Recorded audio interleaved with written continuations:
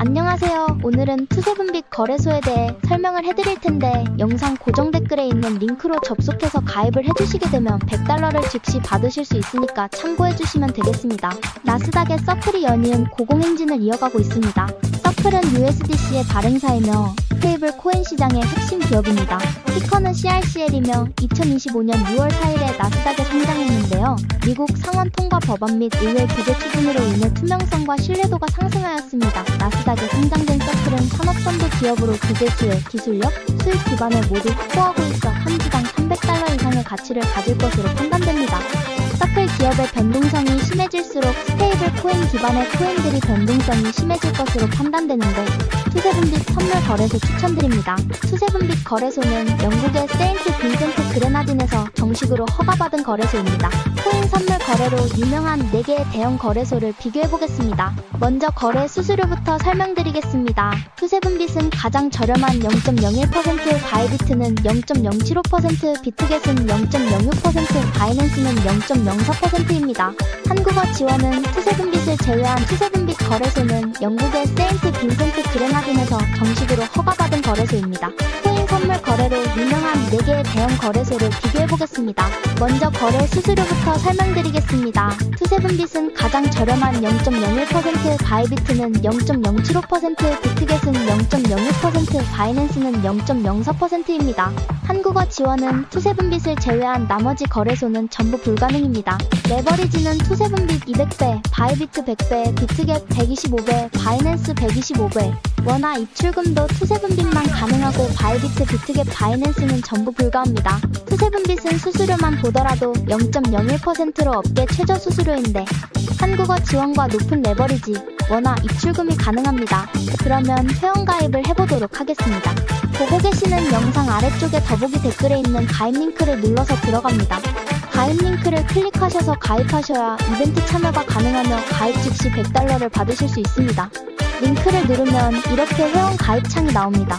사용하실 아이디, 휴대폰 번호를 적으시고 오른쪽 체크를 눌러주세요. 사용하실 비밀번호를 입력하고 비밀번호 확인을 위해 한 번 더 입력해주세요. 그 다음 레퍼럴 코드에 123412334를 적어주시고 오른쪽 체크를 눌러주세요.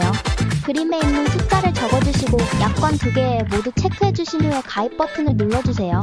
추가 정보의 빈칸에 맞는 정보를 적어주신 후 확인 버튼을 클릭해주세요. 관리자가 확인 후 거래 가능 계좌로 승인됩니다. 그러면 입금 방법과 USDT 입금 방법을 알려드리겠습니다. 상단 메뉴 내 자산에서 입금 출금을 눌러주세요. 입금란에 원하는 금액을 입력해주시고 확인 요청하기를 눌러주세요.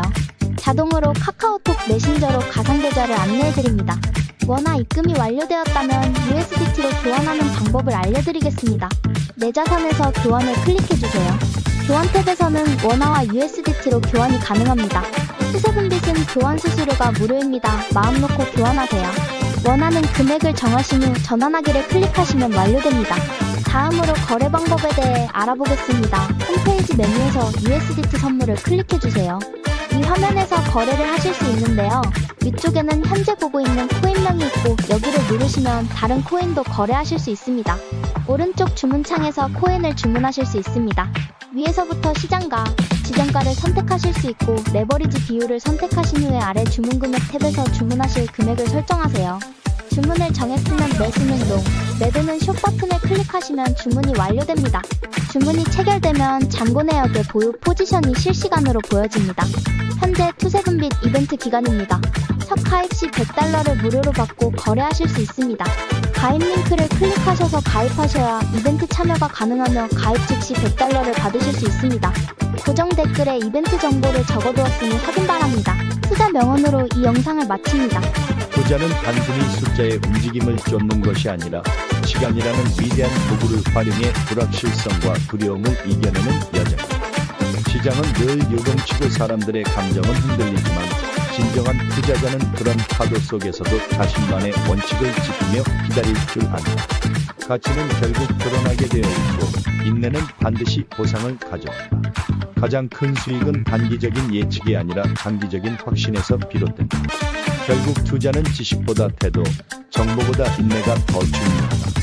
투자는 단순히 매수와 매도의 기술이 아니라 자신의 신념을 시장의 소음 속에서도 지켜내는 마음의 훈련이기도 합니다. 수많은 유혹과 공포, 전문가의 목소리, 시장의 속보들 속에서도 자신만의 방향을 잃지 않는 것. 그것이야말로 시간이 흐를수록 더욱 강력한 복리의 힘을 이끌어내는 비결이다. 사람들은 단기간의 성과에 집착하지만 진정한 투자자는 수익보다 먼저 자신이 어떤 투자자인가를 정의한다. 태풍이 몰아칠 때 나무는 뿌리로 버티듯 투자자 역시 그 뿌리가 되는 원칙과 인내로 흔들림 없는 성장을 이뤄낸다.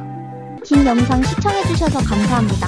마지막으로 이 영상을 보고 계시는 분들에게 성공적인 투자를 응원합니다. 김현수는 지극히 평범한 회사원이었다. 매일 아침 8시에 일어나 회사에 출근하고 반복되는 업무 속에서 하루하루를 지내는 일상이었다. 하지만 그에게는 평범한 삶에서 벗어나고자 하는 간절한 욕망이 있었다. 친구 민호가 어느 날 술자리에서 코인 투자로 큰 돈을 벌었다며 흥분하며 말했다. 현수야, 코인으로 한 달에 1,000만 원을 벌었어. 인생 역전이야 이건. 현수의 가슴이 두근거렸다. 민호는 마치 세상을 모두 가진 듯 당당했고 현수는 그 모습에 매료되어 있었다. 그날부터 현수는 인터넷을 통해 코인에 대해 조사하기 시작했다. 그가 비트코인 거래소에 처음 가입한 날 마음이 설레었다. 처음 투자금으로 300만 원을 입금했다. 초반에는 소소한 이익을 팠다. 300만 원이 350만 원이 되었고 현수는 희망을 품었다. 이거 정말 괜찮은데? 더 큰 욕망이 피어올랐다.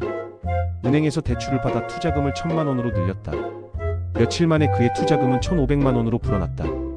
하루 종일 회사 업무는 뒷전이었고 휴대폰으로 시세 그래프만 쳐다보았다. 하지만 어느 날부터 그래프가 이상했다. 빨간색 하락세가 화면을 채웠다. 그날 하루 동안 투자금이 200만 원이나 증발했다. 그는 불안에 떨었다. 괜찮아, 잠시일 거야. 존버하면 되지. 현수는 자신을 위로하며 버텼다. 하지만 시장은 냉정했다. 다음날도 그 다음날도 하락세는 계속되었다. 하루에 수십 번씩 화면을 확인하는 일이 반복되며 그의 삶은 점점 불안해졌다. 현수의 여자친구 유진이 이상한 낌새를 눈치챘다. 현수야, 요즘 이상해 보여. 무슨 일 있어? 아니, 별거 아니야. 유진은 의심의 눈빛으로 그를 바라봤다. 현수는 결국 솔직히 이야기할 수밖에 없었다. 유진은 충격에 빠졌고 둘의 관계는 틀어지기 시작했다. 우리가 미래를 약속했는데 왜 이렇게 무모한 짓을 한 거야? 유진과의 관계는 끝내 파국을 맞았다. 현수는 혼자가 되었다. 점점 더 절망감이 커져가던 어느 날 현수는 마지막으로 큰 승부를 걸기로 했다. 유명 투자 유튜버가 추천한 알트코인에 남은 전 재산을 쏟아부었다. 처음 며칠간은 상승세를 탔다. 하지만 일주일 뒤 해당 코인은 사기였다는 뉴스가 터지며 급락했다. 현수의 마지막 투자금은 모두 증발했다. 그는 이제 엄청난 빚더미 위에 있었다. 회사 생활도 점점 힘들어졌다. 동료들과의 관계도 악화되었고 회사에서는 결국 권고사직을 권유받았다. 삶은 점점 망가져갔다. 현수는 방 안에서 매일 술로 하루를 보냈다. 모든 희망과 꿈이 사라진 그의 일상은 절망으로 가득 찼다. 어느 날 그는 문득 거울을 보며 자신의 초라한 모습을 발견했다. 그 순간 그는 깨달았다. 대체 내가 왜 이렇게 되었지? 코인이 가져다준 화려한 꿈은 사실 욕망이라는 늪이었다. 한 발짝씩 발을 디딜 때마다 점점 더 깊이 빠져들었고 결국 모든 것을 잃었다. 현수는 삶을 되찾기 위해 다시 노력하기 시작했다. 채무 상담을 받고 경제 교육 프로그램에도 참여했다. 그는 작은 회사에 다시 취직했고 천천히 삶을 회복하기 시작했다. 과거의 실수를 반면교사로 삼아 이제는 현실적인 삶을 살기로 결심했다.